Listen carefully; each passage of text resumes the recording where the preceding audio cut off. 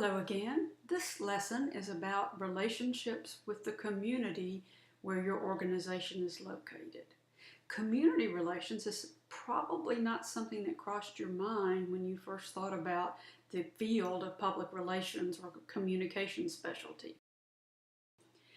But why? Why do you want to include the community in public relations? Well, those people who live in your community are usually vital to your success. If the community does not support your business or your organization, you're in trouble. And you want to build a trusting, positive relationship with those members of your community. Your employees also usually live in that community, and that should increase your efforts to improve the community. Now, what are some ways you could contribute to the community? Well, look at this list. Certainly you expect a company or business to contribute to local charities, to participate in local government and schools, to support local businesses, local cultural events, and recreation. In Oxford, for example, we have FNC Park, and you may not know that FNC is a large company headquartered in Oxford, and they donated funds to buy this park.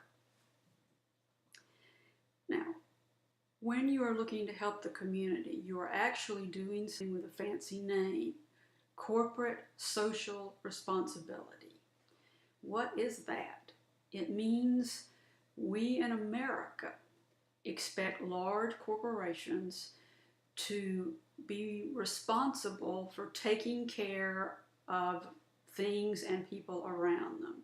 So, for example, we believe that a big company certainly has the responsibility to take care of the environment, to not pollute our air or our water, to recycle and not produce excess waste. You might remember the case, in fact, it's in your textbook. The end result of that case is a company was polluting the water in the town where it lived, and many people were getting cancer there.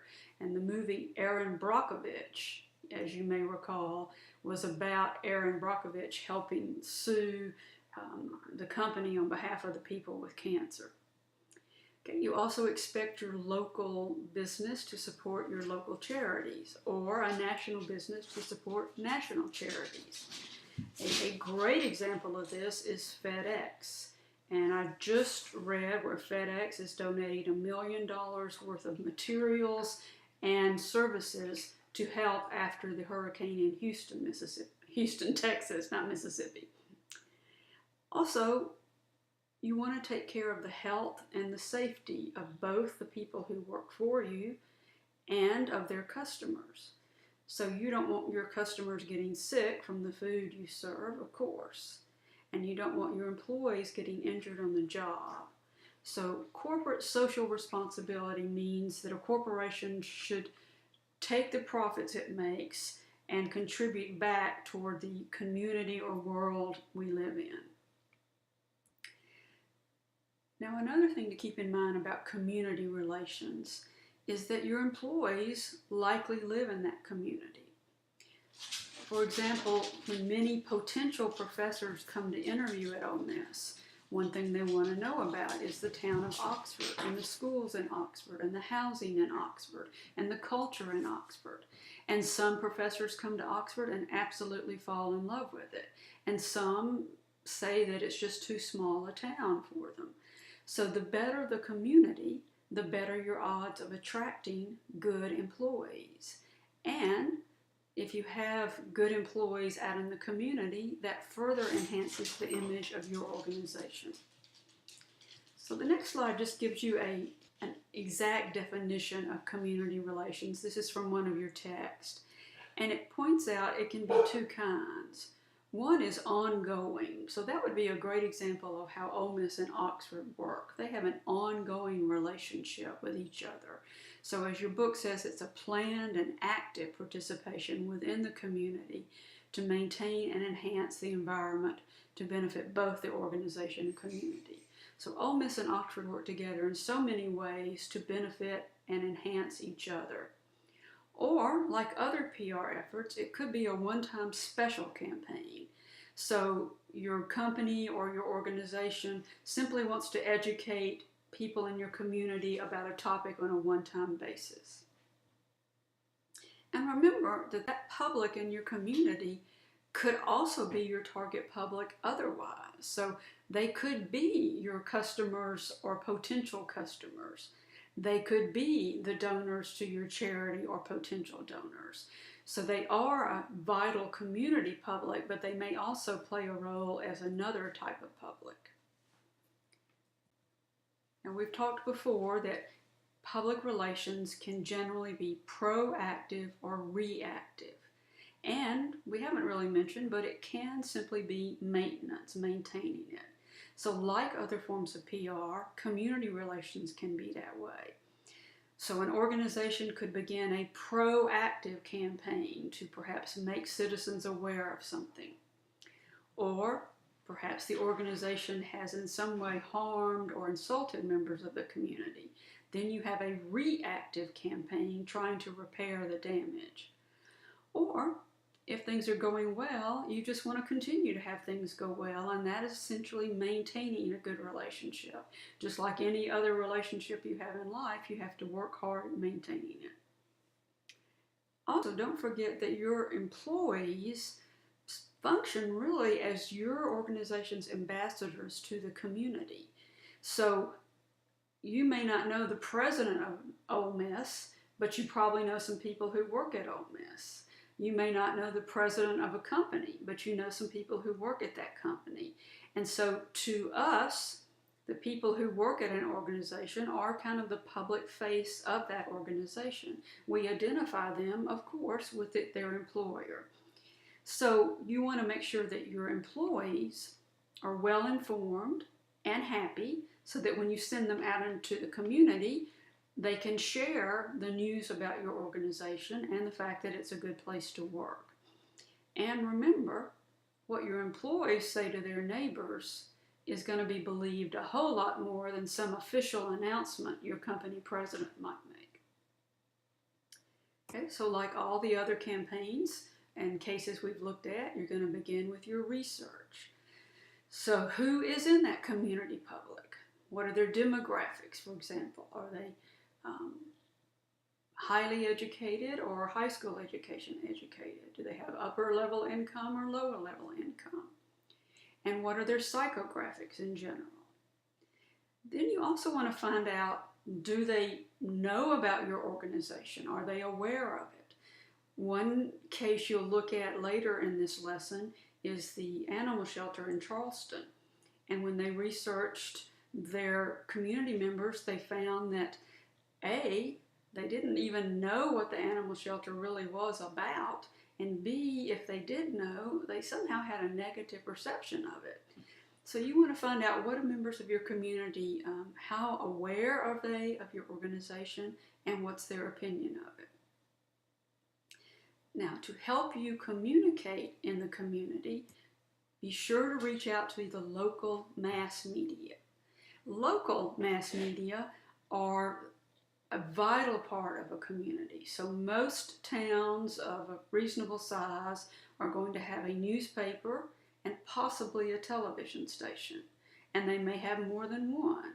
So local people depend on their local mass media to get their news. So for example, the nearest city to Oxford is Tupelo, Mississippi.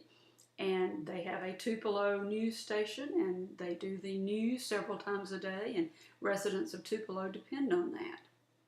You also want to keep in mind that there are leaders in the community. Now, these may be the elected leaders, like the city council and the mayor, or they may be religious leaders, because religious leaders can be very influential in a community, both with their parishioners and within the community. And finally, you want to look at any organizations that are already in the community, so any clubs or organizations. And you want to keep a list of those kind of things. So keep a list of who are the reporters for your local media and who are the local organizations and their leaders. So you probably don't know what some of these are, but for example, there's usually a Rotary Club And there may be a Lions Club, that's Lions, and there may be a Kiwanis Club or a JC's Club or some women's groups. So you want to find out about those and who are their leaders. Find out who are your local officials and keep a list, update it on all of those folks as they change. Also, something to keep in mind is there's something in PR we call opinion leaders, and in marketing too. And these are people who may not be officially elected to anything, but other people listen to them. Other people respect their opinion. So if you can get an opinion leader on your side, you've taken a major step toward changing the community's opinion of you. Okay, so what would some typical objectives be in a communications campaign for a community? Well, as always, to make the public aware, to influence their attitude, or to get them to take an action. So maybe you want the community to become more aware of the products you make, or the policies it has, or the services it provides. Or maybe, like the animal shelter campaign, you want to increase favorable community opinion of your organization. Or you might pick a specific topic to educate your community about. So you might support, for example, the importance of getting a high school degree. And finally, it's not real usual, but you might have a campaign to either get community members to take an action or to stop an action. And so a good example of this would be if you work at a nonprofit, of course you need people to donate to your charity. So a campaign to get people to donate would be an action campaign. Now you've done your research. Next you would plan your actions and your communications. So let's talk about some kinds of actions you might do.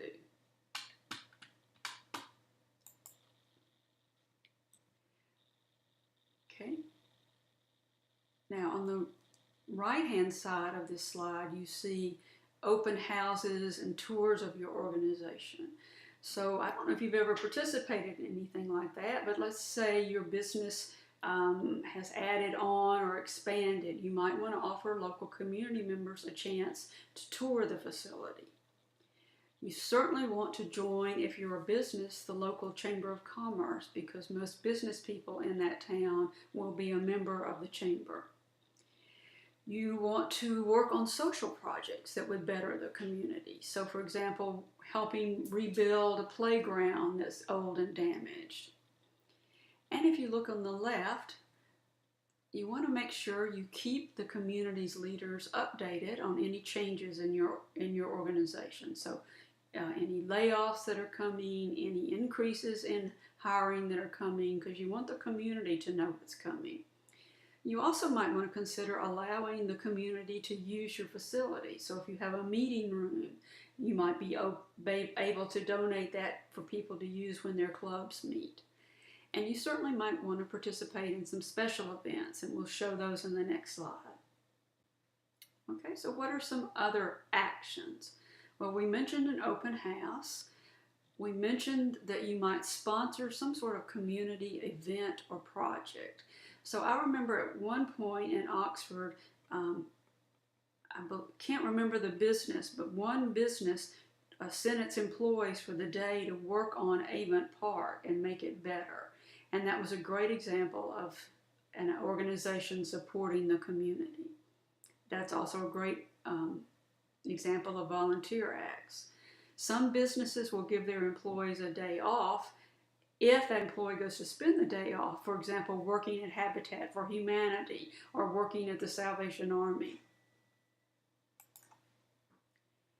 You also might want to send some of your employees to represent your organization on charities in the town and in board of directors in the town. For example, school boards or Chamber of Commerce boards. You might want to set up some regular meetings with members of the community to keep them updated on what's happening at your organization. You might even consider something called a town hall. Now, you've probably heard of that in the presidential campaign. A town hall is essentially when you invite members of the community to come in as a group, and then you talk and then take questions from the community. So for example, if you're going to have a major change in your company, like you're going to double in size or you're going to pull out of a town, it'd be a real nice courtesy to members of that community to let them come in and ask questions. And then if you don't know what a speakers bureau is, let me tell you about that, because it's a really good idea. A speakers bureau is when you pick a small number, maybe 3 to 5 of your best public speakers at your business or organization. And then when all those local groups need a speaker, so when the Rotary Club needs a speaker or the Kiwanis Club needs a speaker, you have a group of people who are pretty much already trained at your organization to send in to speak. And the PR office can work with those speakers to create a PowerPoint and even write the speech that then different people who work there can go out and give on behalf of the organization. Now, how you communicate in the community is really easier than, of course, if it was a national campaign. I've already mentioned that absolutely you want to keep in touch with your local mass media journalist. Certainly the regular old way of keeping up a website works in a community, but since you are right there within the community, there's some other ways that you can communicate more directly. So you certainly can email members of the community. You perhaps, for example, could get an email list from the Chamber of Commerce. The Speakers Bureau we've already mentioned. You can even directly mail out a publication. So I know in Tupelo, for example, the hospital in Tupelo sends out 4 times a year a magazine to people who live in its service area. And it's a magazine about health and about some of the things they're doing at the hospital. And because it is a local group, you can certainly use visuals that would be seen in the community. So you could put up a billboard or post flyers around. And that's a tactic you can't usually use in a national campaign. Now, what else would the PR pro want to keep in mind? Well, when there are local events or volunteer activities, often that company or business you work for wants one of their representatives to be there, and that's your job as the PR person. Often you're also put in charge of overseeing the donations to local charities as well. You may be that person that is the intermediary or the interface with the local school or school boards or civic groups. Certainly, as you already know, in PR we are often entrusted with planning special events. So if there is an open house or a town hall meeting, you're probably going to be the one in charge of meeting that, planning that. And finally, you certainly may be writing and laying out and designing materials that you're going to distribute to local residents, handouts or flyers or brochures. Well, that's the end of the lecture about community relations. There are 2 great examples of really good community cases later in this lesson that you would view those PowerPoints differently.